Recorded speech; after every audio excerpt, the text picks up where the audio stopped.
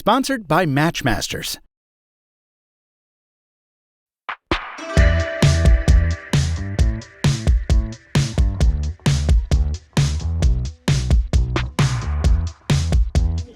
Hang out by the trash. When nobody wants to hang out. Nobody bothers you. You can think. You can come up with dumb introductions to videos. With thesaurus.com. Sleek is chic. Slight is right. Okay, there's no better way to say it. Thin is in. This is the iPhone Air.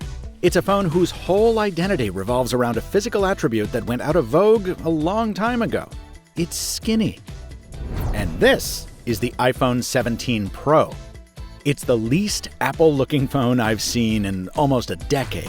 A monster muscle car whose ponderous plateau projects pure power. In all the leaks and the renders and the mock-ups leading up to this launch, these designs seemed derivative, evidence of Apple aping Android designs and fueling the sense that perhaps the company was running out of ideas. But in person, the truth is far more interesting. Just like with Samsung's Galaxy S25 Edge from earlier this year, limp and lifeless mass and thickness specs don't convey the whole story of the iPhone Air. To really get it, you've gotta hold it. And even then, you're still missing the point. Because, check it out, the protruding visor, the plateau, it's not just a design flourish or a camera concealer. Instead, this bulge is here because beneath it is crammed the guts of almost literally the entire phone, with the vast majority of the remaining volume taken up by a battery. That makes it easier for me to forgive the single 48-megapixel camera, though I suspect I'll miss the ultra-wide early and often in my review process. By being less adventurous with its internal design, Samsung was able to retain that ultra-wide. So it goes. As you might expect from the company with a history of misadventures in thinness, durability was foremost on Apple's mind here. The Air's frame is grade 5 titanium, with Apple's ceramic shield to guard against cracks on the back, and second-generation ceramic shield protecting the display, which feels even bigger than its 6.5-inch diagonal would suggest, thanks to the enclosure's 5.6mm thinness. And while the dynamic island hasn't gotten any smaller, there is a fun new feature hidden within that I'll talk about in a sec. I worried that Apple would use the Air's reduced thickness to skimp on features. And to be sure, there are technical compromises. Along with the single camera, there's just one speaker in the earpiece module, instead of the stereo sound iPhone users have enjoyed for years. And it doesn't have the new high-performance cooling system of the new Pro models. But Apple surprised me by not omitting the extra buttons we've gotten over the past couple years. The camera control and action button are still here and fully functional despite their smaller size. And in a big relief to me after the iPhone 16e, MagSafe remains as well. Alongside a new battery pack that's exclusive to the Air and adds up to 65% more capacity and $100 to the Air's starting price of $999. Yes, I know, you have opinions about that price. Then feel free to share them in the comments. My own opinion is that I would much sooner buy something special like this than I ever would have considered the device it replaces, the discontinued iPhone Plus line. That's my first impression, anyway. We'll see if it holds up over the course of the review period. And meantime, there's a whole other phone to get white-hot excited, or, depending on your attitude, orange with outrage about.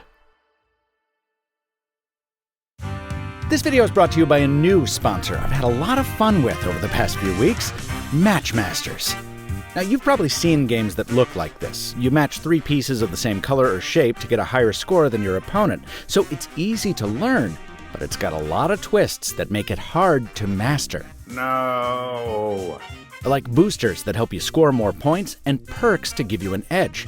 Personally, I like the exploding bits the best. You can play solo, with friends, or against people from around the world. Matchmasters is free to download on iOS and Android, and pro tip, it looks great on tablet and foldable screens. But if you use my link below, you get a chance to win almost $1,500 in Apple products. All you gotta do is play one game to unlock the star race, and then you'll have 1 week to win as many stars as you can by playing. Top players move on to the finals, and the person with the most stars at the end of that 3-day final round wins the giveaway.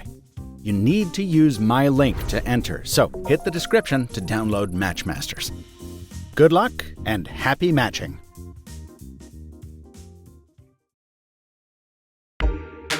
Okay, if the Air looks a bit like a Google Pixel, the 17 Pro looks to me like what would happen if Xiaomi or Oppo designed an iPhone. Both Pro and Pro Max are stacked, beefy, borderline brutalist in spots, with pronounced panels and bulbous projections that remind me of a performance race car, in the same way HTC's Droid Incredible did back in 2011. It's the most aggressive-looking iPhone ever, and maybe it's just the years of sleepy iteration making me grateful for literally any assertive aesthetic shift, but I really dig it. Also, I appreciate the diversity this brings to the portfolio. The Air is the, quote, pretty one, which freed up Apple to make the Pro the more blunt, sort of primal powerhouse. Now, Apple switched back to an aluminum frame for the Pro and Max, partially for performance. Aluminum has better thermal conductivity than titanium, and Apple seems more intent than ever on letting its new system on a chip run cool. The 17 Pro is the first iPhone to use a vapor chamber for this, which is designed to channel heat through the aluminum enclosure to preserve performance under high loads. But more interesting to me is something Apple wouldn't confirm, but which I speculate to be true anyway. Aluminum takes dyes more easily during the anodization process. And I think that's at least partially why we've finally gotten more exciting colors on the Pro line. The boldness of cosmic orange, of course, appeals to this maximalist the most, while deep blue is an option for those who want to tone it down a bit, and what Apple calls simply silver, I call Star Wars Stormtrooper white. Hell yeah, man. Also, as aggressive as the Pro and Max may look, there are cleverly placed curves throughout that ensure they're still comfortable to hold, at least in the short term. Of course, after handling the Air, everything feels heavy, so we'll see how their pocket performance is in the full reviews. The cameras on the back are now unified to 48 megapixels across all 3 sensors, with the old 5x telephoto now replaced by a 4x zoom lens in order to offer 100 and 200 millimeter focal length options through cropping for portraits. But far more interesting to me is what lies behind that dynamic island, the new CenterStage selfie shooter. I know, gag me, the YouTubers talking about the influencer camera. But look, even if you can't get behind a selfie, I think you can appreciate the innovation here.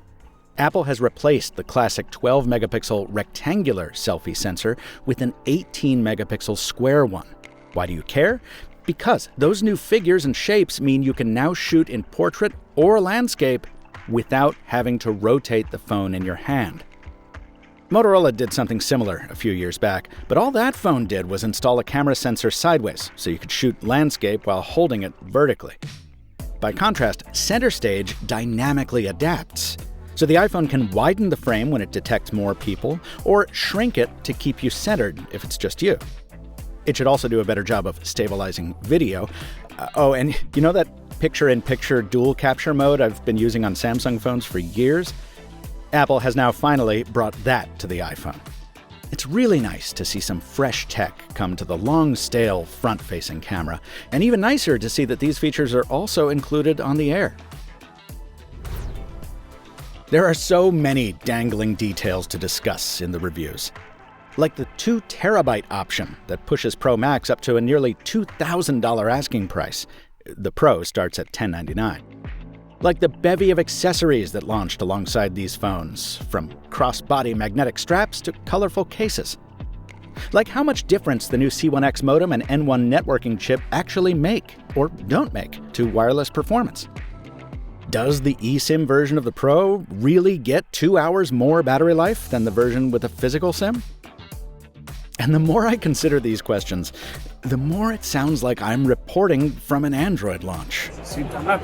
Who's stressed out? Nobody's stressed out. This is a very relaxing environment. With hardware far more a focus than software this time around. And I don't mind that at all. Not only am I just as tired as everyone else hearing about AI every 2 seconds, It seems poetically appropriate that right on the heels of reviewing a device that felt very much like Google's version of an iPhone, I'm now poised to cover a couple iPhones that seem at least partially designed to draw the eye of us green bubbles. And next stop, next year? Foldables. I hope. Let me know what's most important for you to hear about when I review these iPhones, folks. Keeping in mind that if you're looking for benchmarks and spec stacking, you've come to the wrong place. If you appreciate a more holistic, nuanced approach, subscribe at The Mr. Mobile on YouTube. Follow me at the same handle on Instagram. Find my threads at Captain Two Phones. And keep in mind that neither Apple nor any other manufacturer had copy approval, editorial input, or any other creative control over this video. The lone sponsor is Matchmasters, whose giveaway also has no affiliation with Apple. Until next time, from Michael Fisher, thanks for watching. And stay mobile, my friends.